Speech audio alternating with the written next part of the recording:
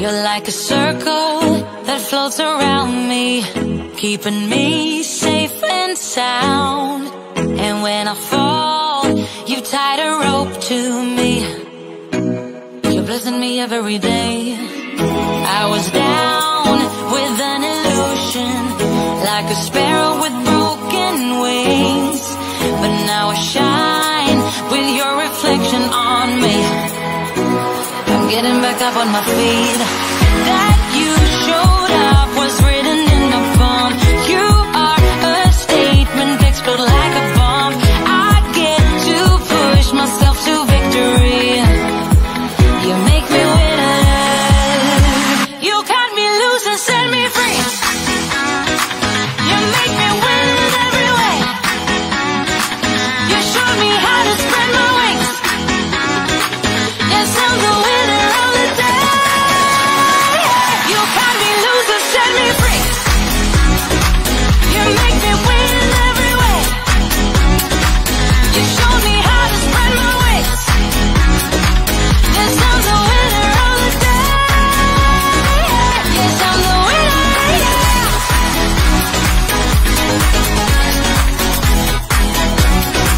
'Cause I'm the winner, yeah.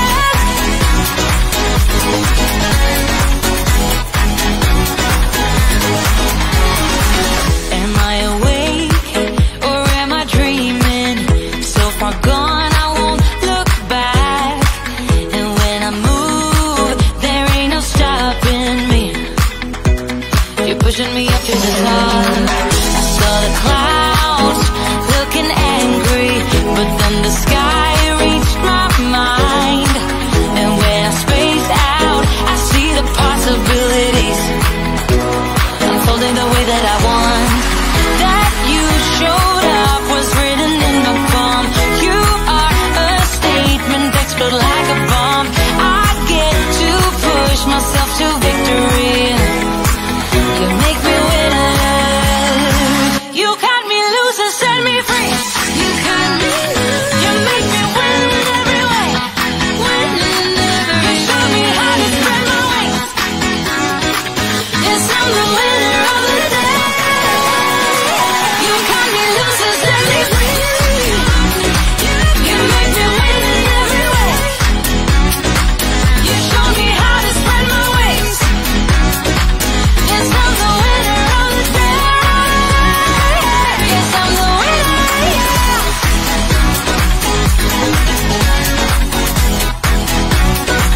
'Cause I'm the winner, yeah.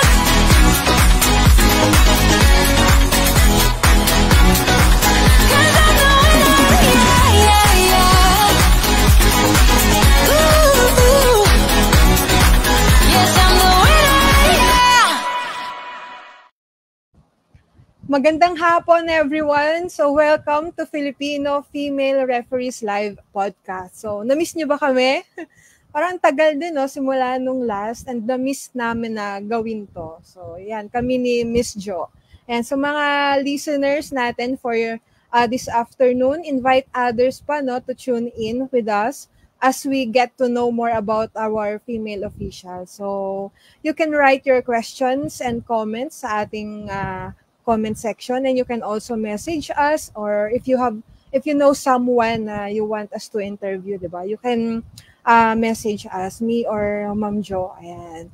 So take note, no, of our new schedule. So starting today, we will go live every Monday at 5 p.m. So ayun guys, may change of schedule tayo. Take note, 5 p.m. every Monday. So we didn't get enough from the south. So this afternoon, we will have another female referee from Zamboanga City.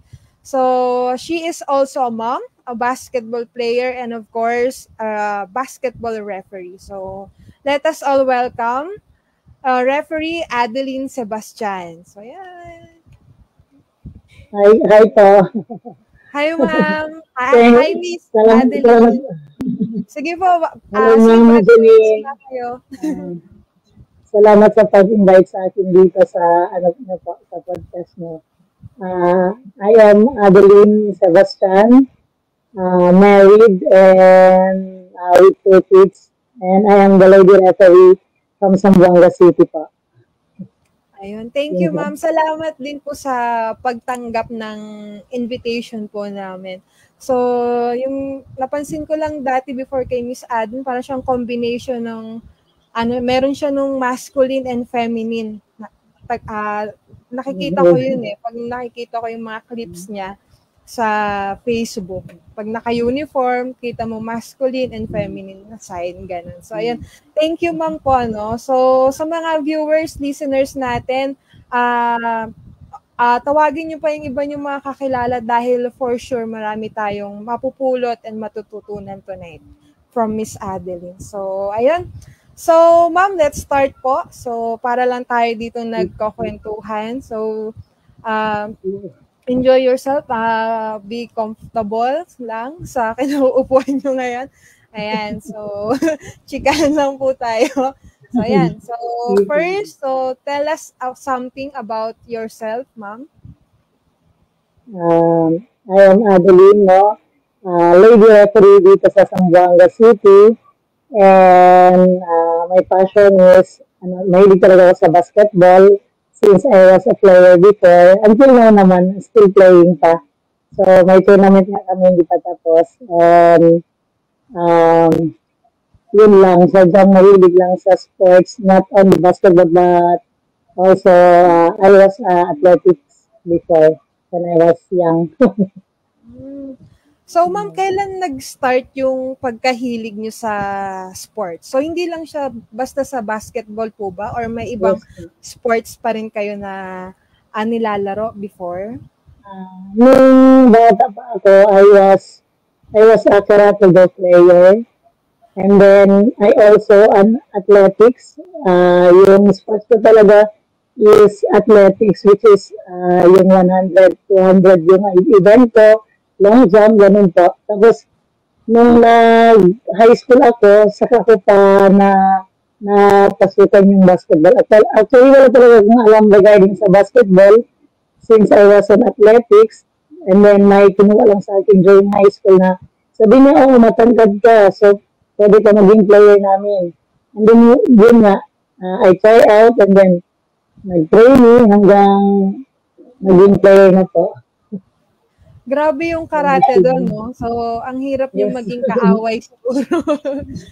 And yung skills nyo, yung physique nyo po siguro talaga, ang lakas ng pangangatawan nyo and yung athletics. And, ang natandaan ko lang din sa akin before, yung sa shot put, tama ba?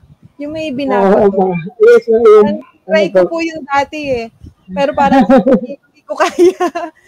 Parang no choice lang, kailangan ng representative ganyan. So, yes, yung ganun. Yes, so, high school pa po nung na-discover hilig niyo sa yung basketball. Yes po. High school. Bali, nag-try out ako and then kinuha nga ako, sabi nila advantage daw kasi matangkad. And then, yun na po. Never ako mag-absent sa training namin. So, since gusto ko naman na yung sport na to, so yun nga, training hanggang by second year high school, naging team captain na po ako sa school namin, sa Don Pablo Lorenzo po. Yung discipline po, no? Kitang-kita natin ngayon kay Miss Adeline, yung discipline, yung everyday training, di ba? So, yun po yung nag-start kayo maglaro as a player. So, how about naman po as a referee? So, kailan naman po nag-start yung as a referee? Bale, as a referee po, since kakagraduate ko lang naman sa college last 2006, and then my brother was already a referee, and then sabi niya sa akin, siya pa nag-invite sa akin, yung brother ko pa si Abner, sabi niya, bakit hindi ka magre-referee since basketball player ka naman? Sabi ko, ayaw ko mag-referee kasi nakikita ko nga yung mga sa game, di ba? Parang trabaho ng referee, sinisigawan sila, na ganito. Sabi ko, ayaw ko. Pero sabi niya, hindi, try mo lang. Mag-attend ka lang sa workout namin. Then saka mo na sasabihin kung gusto mo mag-referee kung ayaw mo talaga. That's why then, pumunta ko sa workout together with Miss Anne. Since friend kami, sabi ko, invite ko din si Miss Anne. Sabi ko, Sabi ko, Sai, magre-referee tayo, Sai, attend tayo ng workout ng BAP. Sabi ko sa kanya. Ganun nga, na kami ni Saira. Nag-attend kami ng training, gano'n. Yun po. So, ang influence niyo po, yung kapatid niyo. Kapatid So, ko po. Yes, po. hinila kayo ng kapatid niyo, di ba? So, nabanggit niyo kanina si Miss Ann. Siya yung guest namin last time. Last time, yes. Actually, So, siya po yun. nabanggit niya nga na parang from the start kayo talaga yung magkasama, di ba? Yes po. Yun nga po. Hanggang ngayon. Buddy, best Until buddy. now. Yes po. So, since 2006, ngayon ay 2024. So, 18 years. Yes, Tama, almost 18 tama years. naman ba, no? 18 Almost, years na yes kayo po. officially. Almost 18 years kasi I started October po. September din po. Ayan ako, mag-18 years this year nga, talaga. So, happy anniversary, ma'am. Salamat. Diba? Salamat. Grabe yung 18 years. Yes, And hanggang Yes, ngayon, nag-officiate pa rin. Diba? Yes, Hands up. Hands up po sa inyo ni Miss Ann. 13, di ba? So, ayun. So, lahat nag-uumpisa po, ma'am, sa try lang. Nabanggit niyo din kanina, Yes, sabi niyo, try lang eh. Diba? Try. Yeah, yun nga ma. Bakit po kayo nag-continue? Kasi sabi ko nga, try ko lang hanggang parang nagustuhan ko na siya. Tapos yung parang sabi ko, alam mo yun, kasi nga, diba, mahilig ako sa basketball. Kasi from high school and college, naging basketball player ako. Sabi ko, try ko lang. And then hanggang parang minahal ko na yung trabaho. Ba, ika nga, ma'am, sabi nila. Hanggang sabi ko, parang gusto ko to, dito na ako. Sabi ko, ganun. Masaya ako dito, ganun po. Kaya ako nag-stay ng mga ganun. Kaya nga, ma'am, di ba? 18 years, hindi ka tatagal ng 18 years kung hindi mo mahal yung ginagawa. Yes, yes, exactly. Dedication, yung puso. Yes, diba? And dun po sa part ng trabaho natin na maraming hindi nakakaintindi. Yes, diba? exactly. So, para sa amin po, malaking tulong or malaking bagay na nakakita, nakakausap kami ng mga lady reps na antagal na. Diba? So, possible, pwede, kaya, diba? So, ayun. Thank you, ma'am. So, usapang minahal na. So, punta tayo dun sa love life mo, ma'am. Sorry. Sa personal life mo, kung okay lang. Yes, okay lang, no problem po. Can you share us po yung love story mo? Napaka-broad, no? Yung love story talaga. So, ayun po. Yes. Well, actually, yung husband ko, ano ba siya, crush ko nung high school pa. Same school po kami. And then, yun nga, since player din siya ng basketball nung high school. And then, pero, naging kami nung college na po. Bale, nung college, same school pa din kami. Tapos, nagkasabay kasi yung practice ng women's basketball at saka yung men's basketball. Tapos, yun po, may mga teammate, kakansal-kansal, gano'n. Hanggang, naging kami nga po, nag-develop. Pero actually, ano po talaga, idol ko talaga simula nung high school pa. Okay na po, banggitin yung name ng husband niyo, ma'am? Yes po, David po. Pero may kambal po siya eh. Kambal yung tawag sa kanya. Pero yung name niya talaga is David Sebastian po. Ayun, si Sir David Sebastian. Hello, sir. Sir, ano kayang pakiramdam mo ngayon? Actually, ma'am, i-greet ko na muna siya. Happy birthday. Birthday nga today kasi. Ay, wow. Yes. Happy birthday to my ever supportive big man. Big man kasi tawag ko sa kanya. Yan po, sasawa ko po. Happy birthday. Ayun, happy birthday, Sir David. Ano po kayang pakiramdam nyo? Sinabi ni wifey na crush niya kayo nung high school pa lang. Baka kinikilig-kilig kayo dyan. Ayun, so happy birthday po ulit. Ayan, thank you, ma'am. So, eto naman, ma'am. So, how did your husband feel about your officiating? So, parang ano yung impression niya? Ano yung sinabi niya sa'yo nung nabalitaan or sinabi mo na, uy, mag-referee ako, gusto kong mag-officiate, ganyan? Wala naman lang kasi, actually siya, hindi pala siya expressive eh. Pero I know naman na he is proud of me. Yun po. He is, hindi kasi yun siya, proud niya. Proud po siya na lady rep ako, na ganito yung trabaho ko. Alam ko pa proud siya. Kasi supportive kasi siya eh. Kung saan ako masaya, ganun siya. Masaya na din siya para sa akin. So wala naman siya yung sinabi sa'yo na, oy, ayaw kong mag-referee ka. Wala namang ganun. Wala pa. Never nga nasabi nga sa akin, ma'am. Yung naman, nakapag-share ba sa yung ma'am kung ano yung feeling niya habang nagre-referee ka, tapos nakikita niya may mga ibang tao na sumisigaw or sinisigawan ka, nakakapag-open ba siya sa'yo about that? Actually, ma'am, wala naman siya sinabi simula in my 18 years sa pag-officiating, wala naman siya sinabi na gano'n or regarding sa officiating ko lang. Kasi alam niya naman na napalaban ako and I can handle myself po. Oo nga. Okay, parang yun din yung impression ko sa iyo, ma'am. Kayang-kaya mo ang sarili mo. Pero baka si Sir David, baka after game, dumediretso dun sa player eh. Baka siya nang kumakausap. Biro lang. So, ayan. So, may I ask lang, ma'am, ilang taon na kayong married ni Sir? We're dating since 2003. So, married kami, mag-12 years po kami. Next month po, 12 years. Pero almost 8 years kami mag-boyfriend at girlfriend po. So, together po, mag-21 years na din kami together. So, nauna kayong maging mag-sweetheart bago po kayo nag-referee? Yes. Diba? High school sweetheart. Yes pa. Yes pa.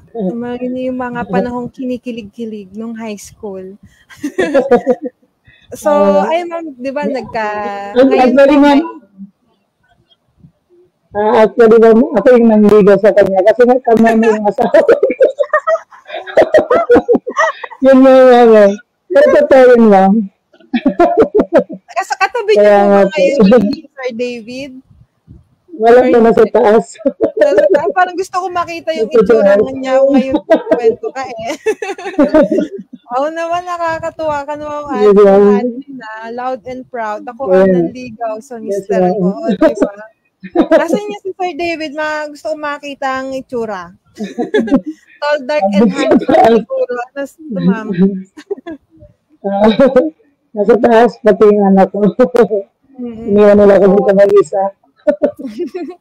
So, ngayon po, may anak na din po kaya, di ba, ma'am? Ilan po ang anak niyo po? I have 2 kids. No? Yung panganay ko is 12 years old. And then yung pangalawa po, yung bunso ko na babae, si Amara, is 7 years old po. So, kumusta naman po yung officiating career nung buntis kayo? Kumusta naman po? Bali yung time na actually yung sa first, nag-stop talaga ako mag-officiate. Tapos bumalik na lang ako after kasi nga mahirap ako mag-referee kasi nung baby pa yung anak ko, breastfeed kasi alam naman natin pag breastfeed. So, nahihirapan ako kasi especially ako malakas yung sabi nila yung milk. 1 eye lang ako wala sa bahay, basa talaga lahat. So, I stopped mag-referee 1 year plus talaga. Pero yung sa second naman, actually, hindi ko alam na buntis na ako noon. May officiating ako out of town, which is Bayugan City. Intercollegiate ko na, naalala ko yung naglalaro yung FPU, San Beda, yung UST, yung naglalaban. Grabe yung game doon, ang bilis. At tapos, di ko alam na buntis na pala ako that time habang nag-officiate ako. Pag uwi ko after, din ko pa nalaman. Kasi I feel something na hindi normal, kaya nagpa-check up na ako. Then, doon ko nalaman na buntis ako. Then after nun, nung buntis na ako, I stopped officiating as a referee, but I continue officiating as a table official po. Mm-hmm. Yun po. Actually, hanggang yung nag-table official ako kahit buntis ako. So, I didn't stop pa din. Nasa officiating pa din ako. And then, actually, yung time na mga anak na ako, I still have my schedule at 6 in the evening. Tapos, noong 4 p.m. in the afternoon, nagko-contact na yung chan ko. Sabi ko, parang sumasakit na, ganito. Tapos, schedule pa ako noong time na yun. Tapos, tinext ko na lang, sabi ko, yung chairman ng schedule namin, which is Coach Oni, sabi ko, Coach, baka pwede i-replace mo na ako kasi parang mga anak na ata ako. Punta na ako sa EI. Baka doon pa yung mga anak, ano? Yes. Ganun po ako. Hindi ko talaga, nung second na baby ko. Tapos after panganak din, wala pa akong 2 months. Since my out of town nag-invite sa amin, which is Languyan, Municipality of Languyan, dito banda sa may Tabi-Tabi. So sabi ko, sige, kaya ko na mag-referee, babalik na ako mag-ref. Actually, ayaw ng asawa ko, mag-ref ako. Sabi niya, hindi wala pang ako 2 months. Tapos CS pa ako nun, ma'am. CS kasi ako lahat sa anak ko na. Sabi ko, hindi, okay na yan, okay na yung sugat ko, kaya ko na. Sabi niya, pag ako doon talaga, hindi niya talaga ako mapigilan pag gusto ko na. Sabi ko, kaya andun, nag-appreciate ako. Tapos simula nun, continuous na din hanggang ngayon, ma'am. Tapos yung being a mom naman sa anak ko, that time bali nag-mix na. Since breastfeed din ako, time na nandun ako sa Languyan, may bahay din na may baby. Ganun din parang ka-batchmate ng anak ko yung, same lang sila na mag-2 months pa lang. Tapos iyak nang iyak, sabi ko kay Sai, since away kami ni Sai na nag-out of town doon. Sabi ko, kawawa naman yung bata. Sabi ko, since out of town, and then malakas yung milk ko, nagdala akong pang-pump, nagpa-pump ako, tapos dinaganay ko yung milk ko sa baby ko. Doon pa sa Languyan. Yes po, ganun po. Ganun kasi ginagawa ko. Grabe yung may schedule pa kayo nung kabuwanan nyo na, di ba? So, yes po. Grabe ang tapang mo, mama. Walang leave. Walang leave yun. Yes po. Parang I think nakakatulong talaga sa buntis, lalo na pag manganganak, na yung parang natatagtag siya. Mas mabilis pa. Pero sa part nyo, CS po kayo no? As in po. Yes po, CS kasi yung sa first baby ko naman, yung nag-happen kasi, wala akong pain, sabi niya labor pain, pumutok na lang yung tubig. Tapos, kaya nag-CS kasi nga, parang matutuyo na siya sa loob ng tiyan ko kasi puro tubig lang yung labas. And then sa second baby ko naman, while waiting sa OB ko na darating sa EI, pumutok din yung tubig, ganun din, ma'am. Tapos yung worst is, nagkain na yung baby sa loob ng tiyan ko. Kaya kailangan i-open na. Ganun po nangyari. Yes po. Tapos after nung panganak nyo, wala pang 2 months. CS kayo tumanggap na kayo ng schedule. Wala namang napunit na tahe, ma'am. Wala naman. Sabi ko, kaya ko naman. Sabi ko, okay naman. And nakikil ko naman na sabi ko, okay lang, job lang naman yan. May konting takbo, sabi ko, kaya ko yan. Sabi ko, grabe, tapang mo. Kaya, simula nun, sunod-sunod na. Siguro grabe yung pain tolerance niya din sa katawan. And ano kayang pakiramdam ni mister niyo po, knowing na CS kayo, kaanak, magre-referee, siyempre tatakbo yun Hindi mo naman natin kontrolado yung kilos ng players, di ba? Yes, especially pag may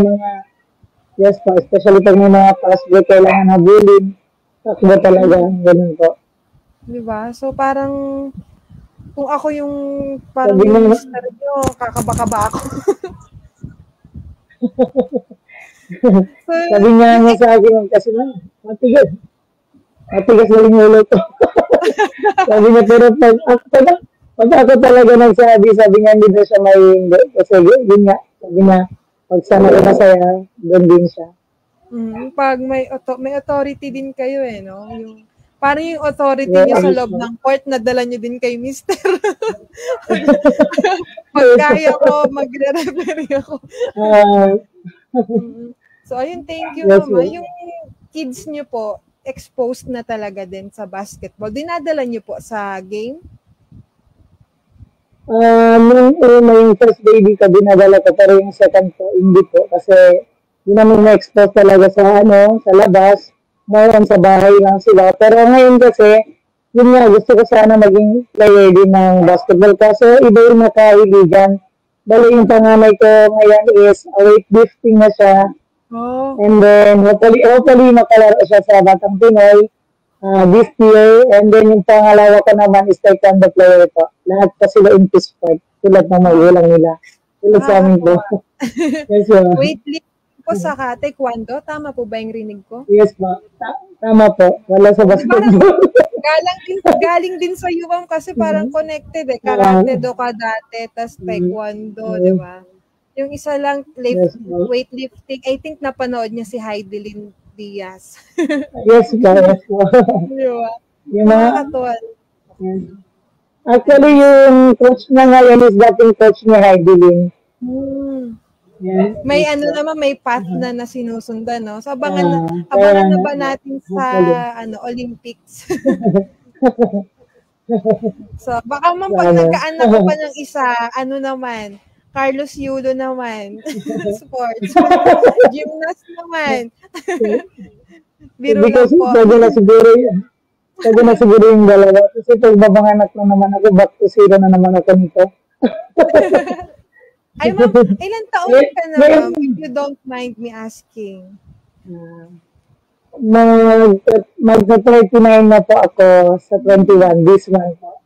This month din. 39, so parang half 39. Parang half na ng life niyo po, nagre-referee ka. Yes po. Yes po. Nasa dugo na, hindi na mawawala. Parang kahit tulog tayo, pumipito tayo. So, ayan. So, thank you, ma'am. So, sa experience naman as a referee, ano po yung pinaka-memorable? Doon tayo sa maganda. Pinaka-memorable na magandang nangyari. Actually, marami naman. Pero yung babagi ko na yung bago lang na may opportunity na yung naglaro dito yung The Asia Tournament. So, since sabi nila, tutuwa sila ng local referee to try out para sa mga referee ng taga Manila. So, opportunity po yun, nakapag-experience po ako, nakapag-officiate ako ng high level na liga. Yung may mga team ng from Macau, from Hong Kong, ganun po. So, yun po. Ibang klaseng level na officiating na experience ko.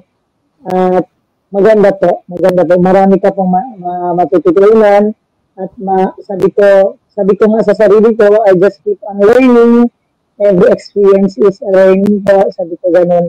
Yung second po, yung nag-referee ako sa Jensen, yung Tuna Festival last 2015, which is yung participating teams is yung mga PBA teams like yung Kia, yung Global Tech, yun po, yung mga teams na naglaro doon po.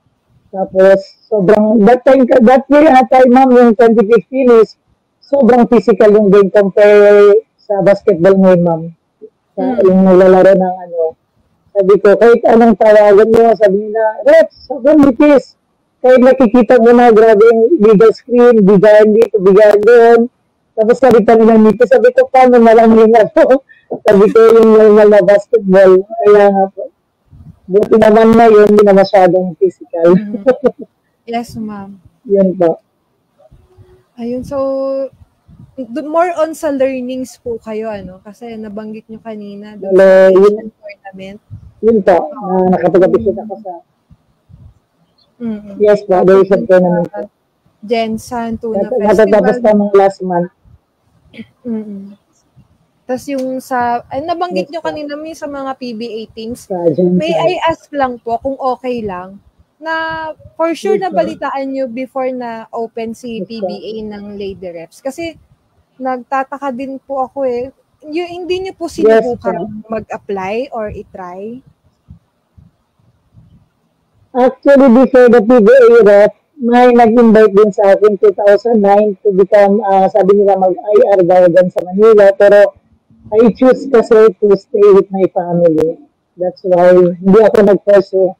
Also, Sir Boy Reglo, he invite me also na, sabi niya, si Sir Jimmy, sabi niya, bakit ayaw mag-ano ka sa PBA? Sabi ko, actually, Sir Boy, gusto ko talaga. Kaso yung family ko, ayaw ko kasi yung nandun ako sa Manila, hindi dito sila sa Zamboanga. Yun po kasi yung sa akin. Ayaw ko malayo sa pamilya ko pa. That's why I choose. Sabi ko, okay na po ako dito. Pero kung tatanungin ako, gusto ko talaga, ma'am. Gets, ma'am. Thank you po sa pagsagot, Parang, now I know. Siyempre, pamilyado na kayo and malayo po masyado, di ba? Sa Zamboanga. So, ayun. Medyo dati kasi iniisip ko din yan Kasi sa Facebook nakikita ko na po kayo before medyo familiar po ako sa inyo. And 18 years yung experience. So parang I wonder why. Ba't kaya si Ma'am Adeline hindi tinry or what? Ganon. So ayun, dahil sa family and medyo malayo. And okay naman sa province, di ba? So okay na. Parang masaya na po ako dito sa dito as long as I'm with my family. And also yung game naman dito, okay naman sabi ko. So, it's my choice, ma'am. Thank you po. Thank you po sa pagsagot po. Wala yun sa natin, pero biglang it's okay. Thank you po, ma'am. So, doon naman po tayo sa worst experience niyo. Actually, hindi siya worst. Parang bad experience lang. Yung first time namin magkasama na 3 lady refs dito sa Zamboanga, we officiate the master division and then may nag-collapse kasi mami parang inatake tapos namatay. Actually, namatay talaga siya. Si Colonel Cabrera that time. Hindi ko na maalala anong year yun. Pero yung parang hindi ko siya makakalimutan. Kasi sabi ko, first time kami magre-referee na 3 babae sa game magkasama. Tapos it happened na inatake siya dun, ma'am. Yun po. Tapos second is yung may out of town ako na game sa Butuan. So right after the championship, yung flight ko kasi sa Davao is the other day na. So yung game na tapos is almost 11 in the evening. Tapos I need to travel again 6 to 7 hours going back to Davao so I can, para dumating ako so I can arrive at Davao before my flight to Zamboanga. So, pagdating ko ng bus terminal is, puno na po yung bus, wala na ako masakyan, tapos nangyayama na ako, sabi ko paano ako makarating doon. So, kinausap ko na lang po yung driver and the conductor ng bus, sabi ko, if okay lang, I will just sit sa may hagdanan. Kahit walang upuan, doon po ako umupo ako ng ilang oras hanggang dumating ng time. Mga 5 hours ako nakaupo sa hagdanan lang ng bus. Kasi since walang available seat, kasi nga puno na. And then the next bus kasi aalis by 2 a.m. po. Sabi ko, kung sasama ako sa next bus, hindi ko na maabutan yung flight ko. So, yun po. Hindi naman bad talaga, pero at least good experience din. So, I sacrifice myself to sit on the stair in 5 hours. Tapos pagdating ng Targum, at least may bumaba na pasahero, doon ako nakaupo, and then at least 1 hour going to Davao City po sa airport po. Yun po. So yung commitment and kasi may hinahabol din na flight mahirap pag yung na-miss natin. So kahit ano gagawin ko makaabot lang. Yes. So mas malaking problema pag mas mahirap. Huwag naiwan tayo, di ba? So yes, very unfortunate naman po yung first experience nyo na 3 babae. Yes, ma'am. Biglang ganun nangyari. Diba? Nag-access sa genius po. At Kahit namatay ako talaga hindi yung ko gayon. makalimutan. Kaya nga ma'am. Yun So, nga yun. po. Thank you for sharing, Ma'am Adeline. So, magbasa lang po muna ako dito ng mga comments natin, yung mga viewers po natin for tonight. So, ayan. Ito po si Sir Wilmer Pielago Perater. So, ayan. Shout out, ma'am, watching from Malabuyok, South Cebu Province, SBP Region 7. So, hello, sir. Good afternoon po or good evening. So, ito si Sir Hilareglo. Ayan po. Hello, Sir Hil. Ayan. So, shout out po, Ma'am Janine Nicandro and Ma'am Jo, and yan si Miss Adeline. Ito po si Sir Romeo Misahon. Ito po ay from Cavite, ma'am. Ang dami niyang female reps doon. Karamihan po mga college students pa lang. Tinuturuan niyo. Ayan. Hello, sir. Ayan. And si Irwin Trabalyo. Hello, Irwin. Kasama ko lang to kanina sa workout. Salamat sa support. Thank you sa panonood. So, ayan. Si Zargamel Fanyega. Ay, wow, sabi niya, 2 best female referee, Ma'am Janine and Ma'am Adeline. Wow naman. Thank you, sir. So, si Jumani Ivan. Proud kabayan. I think kilala mo siya, ma'am. Yes, kasi nung pagpasok ko sa BAP, ma'am, nandiyan na siya sa BAP. Tapos, nagkasabay po kami. Yes, referee na siya, ma'am. Referee din siya, ma'am. Ngayon, nasa Manila-based na po siya. Hello, sir. Sana magkita tayo. Watch kayo PBA games live. Tapos ito si Chelsea. Ito si Chelsea Bien. Nakasama ko to sa World Cup. Nakikita ko siya dun eh. Hi, Chelsea. Nakasama ko din si Chelsea noong before the pandemic is sa Davao de Oro po. Nagkasama kami yung women's empowerment po. Lahat po kami bagay nag-ref. Kami Ma'am Saya at saka si Chelsea po. Hi, Chelsea. Sabi niya, may idol, Rep Adeline Tuwayan Sebastian. Mama, Chelsea, baka pwede ka rin ma-interview. Nagpala si ka namin kay idol mo, kay Miss Adeline. So, ayan. So, ito naman si Mike Evo Santos. Shout out, ma'am, watching here in QC from Brasco, Manila. Hello, sir. Thank you po for watching. So, ayan. Salamat po sa lahat ng nanonood po and sumusuporta po dito sa ating podcast. So, ayan, nag-comment ulit si Sir Jumani. Sabi niya, thanks po. Hopefully, we can also produce a female referee like the both of you. I'm a fan. Wow. Thank you, sir. Ay, ito, mayroon pa ulit si Chelsea, mama. Sabi niya, best memories with Ma'am Adeline sa Davao de Oro before COVID. Best in production number. Ma'am, may iba ka pa mag-talent? Parang may iba ka pa mag-talent. Before kasi, sumayo kami 3 referee, ma'am. Bale, 3 lady referees kami since, sabi nila, celebrating women's empowerment. So, sabi ni Coach Bob, dito kayo sumayo. Sabi ko, pwede naman, sumayo kami 3 referee ma'am ng tala that time, half time. Yun ma'am. Ay, referee na, ano pa, dancer pa.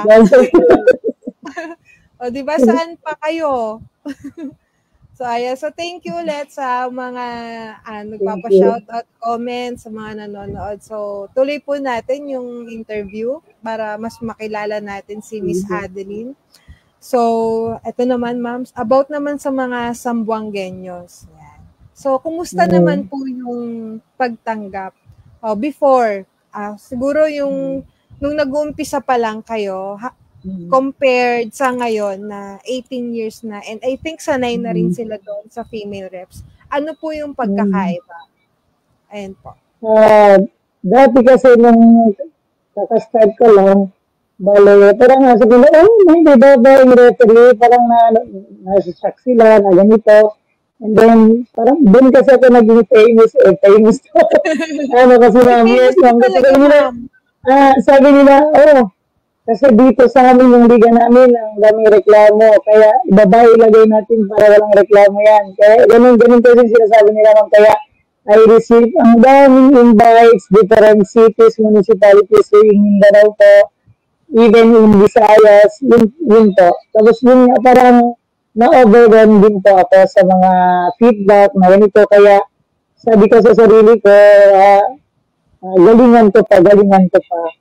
Para naman yung mga nag-invite sa akin, ano din, sabi ko, hindi sila madismaya kasi gusto ko yung, sabi nga nila, itaas na nga yung bandera, gano'n. Kaya, everyday nga, yun ang iniisip ko parati, galingan ko lang. Para masaya ako na nakikita nila na may babaeng referee, tapos sabi nila, ayos yan na. Okay, gano'n, sana gano'n na lang, babae na lang mag-referee, at least, yung mga reklamador, yung maraming reklamo, tatahimik na. Kasi minsan pagtatawag yung referee, foul. Makuha mo lang sa tingin, tapos smile ka lang gano'n, tapos tapik mo lang yung player gano'n, okay na sila. Pero yung compare naman ngayon, gano'n din pa rin ma'am, pero may yung parang hindi na talaga, parang normal na lang, gano'n. Pero iba pa din pag lady referee, tulad yung may mga liga kami dito, especially 30 up, alam niyo naman ma'am yung 30 up division na yan. Lahat yan, alam nila lahat, kaya reklamador talaga yun. Hindi mo iwasan. Kaya pag semi-finals, quarter-finals to finals, babae na nilalagay namin. Usually, tatlo kami babae nagre-referee. Yun po. Effective naman, ma'am. So, parang nung start, kayo yung pinipilar, tinatanggap kayo kasi babae, parang gano'n. Yung mga players, ay babae yung referee, okay lang yan. Pero habang tumatagal, tinatanggap kayo as a referee na hindi dahil babae. And tanggap na din yung tawag, di ba? Hindi dahil hindi sila nagrereklamo dahil mali, pero hindi sila nagrereklamo dahil tama na yung tinatawag. And sa tindig, yung tikas, composure, di ba? Hindi dahil babae, di ba? Yung babae lang, gano'n.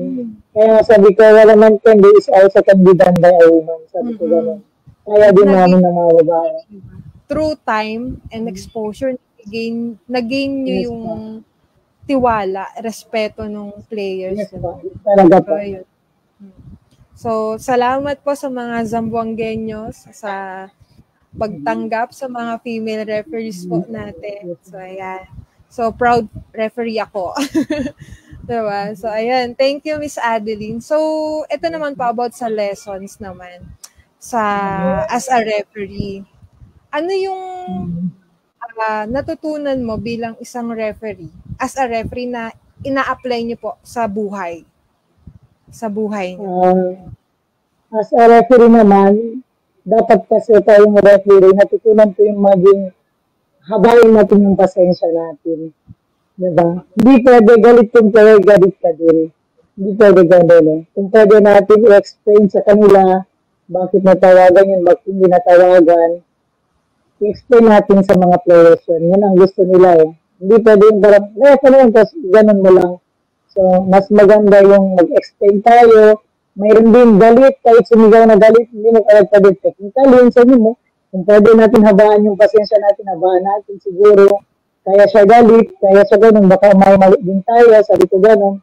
Yun lang po. Tapos, tulad nga sa buhay, diba, sa life natin, dapat mahaba yung pasensya natin para naman hindi tayo ma-stress masyado. At saka yung sabi nila, na pag referee tayo, time is gold sa atin, diba? Every patak ng oras yan mahalaga sa buhay natin. Same din sa pagiging referee natin na mahalaga yung every counts of the minute. Kasi pag nandyan ka sa loob ng court, hindi pwede ba tapusin na itong game na to kasi parang naiinis ka na sa game na. So, habahan yung pasensya and then, yun lang, continuous, focus on the game hanggang matapos natin yung game na successful. Ganun po. So, thank you, ma'am. Di ba, as a player din kasi alam nyo din po yung feeling, di ba, as a player. Yes. And maximum tolerance talaga pag referee, kumbaga.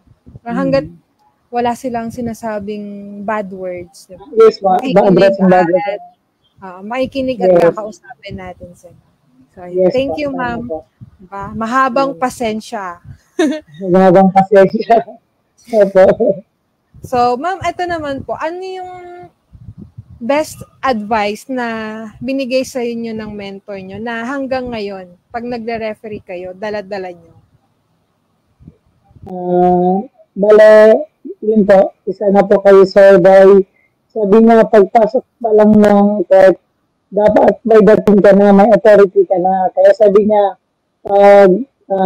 maintain natin yung pagiging neat natin, sabi niya, sa uniform, sa sapatos, sa pantalon.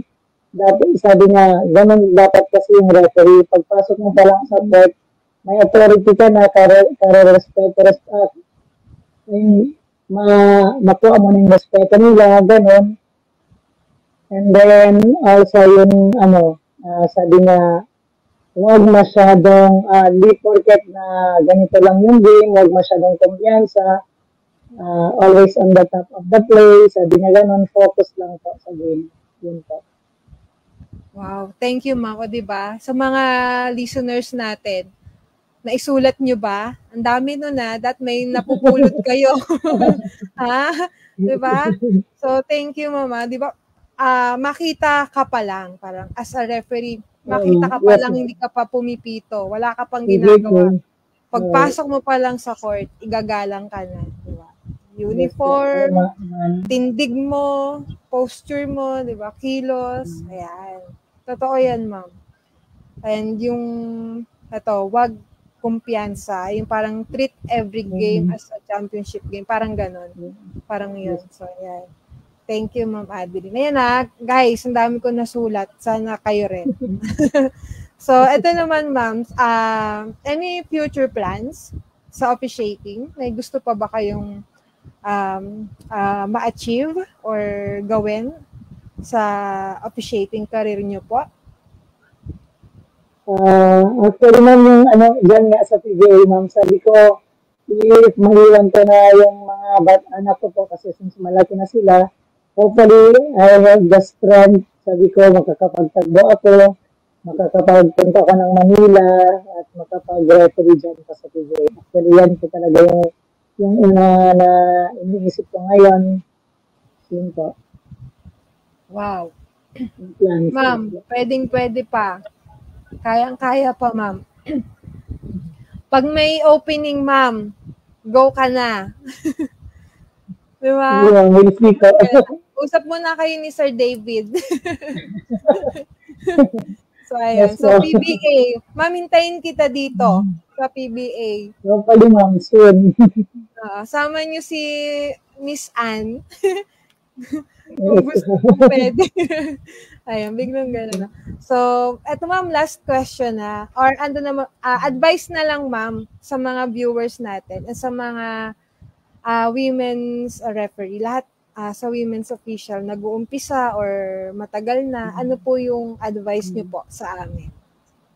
Yung advice ko lang po is, sabi nila, always stay on the ground. Huwag tayo yung nakapag-referee na tayo na ganito, maging mayabang tayo. So, be humble lang always. Yun po. At yun nga po, hindi ibig sabihin na sabi nila, referee lang yan, binabayaran yan sila ganun. Hindi po, kasi yung pagiging referee po, may integridad din kami, sabi ko ganun. Hindi naman lahat na makakagawa yung ginagawa namin. Kasi it's more on, you need to learn the rules, process din, experience, matutuwa mo sa experience, lalong na gagaling ka at gagaling if you continuous learning po. Yun po. So, ayan, continuous learning, di ba? Every day, every game, may ibang nangyayari, may adjustments, no, ma'am? Yes, po. Every game mo, mayroon kang kailangang i-adjust. So, ayan. Thank you. Thank you, Miss Adeline. So, sa mga viewers natin dyan, may bago tayong natutunan, di ba? So, salamat sa patuloy na pagsuporta. And kahit na nag-change tayo ng time and day, meron pa rin tayong, may mga viewers pa rin tayo. So, thank you. So, take note nyo na po, every Monday na tayo, 5 p.m. So, ayan. Miss Jo, thank you. So, Ma'am, Miss Adeline, yung mga tao po na gusto nyong pasalamatan, and if you have something na you want to promote, please po, i-promote nyo na po. Ay yung mga taong gusto nyo pong pasalamatan. Nagpapasalamat ako kay God kasi binigyan niya ako ng lakas hanggang ngayon. Tumatakbo pa din ako. Sa supported ko husband po na always nandyan para sa mga nagsusuporta sa akin sa mga gusto ko, lalo na sa appreciating. Salamat na nandyan ka parati at happy birthday. Also to my supportive friends, undecided friends po. Always sila nandyan na sumusuporta every time may game kami. Especially yung mga big league, sabi nga, nanonood talaga sila. And kay Sir Jimmy Navarro po, during the pandemic, yung nawala yung appreciating siya po yung tumulong sa amin. Kaya yung Sambuang Gabalantes po is parang second family ko na din po. Kaya po nagpapasalamat ako sa kanya po. Yun po. At shout out sa nanay ko na I'm sure na nanonood din ngayon nasa Kuganan siya and sa mga kapatid ko po at nasa US at saka sa South Africa po. Shout out sa kanila. At din sa family ng husband ko dito po, sa Sebastian family po. Nagpapasalamat din po ako. At shout out sa kanila. And also, especially to my BAP Federation, Basketball Association of the Philippines Federation Volleyball, kay Father Dupa, at sa commissioner namin na si Edmond Cabayat Cruz, and to our chairman on assignment, Sir Ronnie Gallo. Shout out po sa lahat ng member ng BAP po. Shoutout po sa inyo lahat at salamat sa inyong support. So, ayun. Thank you, Miss Adeline. Sa lahat po ng supporters ni Miss Adeline, sa lahat ng pinatenkyuhan niya, family, thank you po sa inyong lahat. And if hindi po sila nakapanood ngayon, pwede po itong balikan sa page. Pwede niyo pong balikan. So, ayun. And may nag-shoutout lang dito, ma'am. Banggitin ko lang din. Si Sir Ricky Cruz. So, shoutout po sa iyo, sir. Umabot ka pa. So, ayan. Sir, pwede mong balikan. Ayan. Thank you, sir. So, ayan. So, thank you, everyone. Miss Adeline, thank you sa time talaga. Maraming salamat sa inilaan mong oras para sa amin. So, and ayun. We are blessed with your presence and for sharing your experience and your wisdom po sa aming lahat. Salamat. Salamat. So, ayun. All right, so I think we can call it a night. So thank you all. Join us again next week to celebrate and empower women in officiating. So this has been your host, Jenny Nicandro, for Filipino Female Referee Live Podcast. So God bless everyone. Goodbye. Thank you. Thank you, ma'am. Bye-bye. Thank you. Thank you. Miss Jo.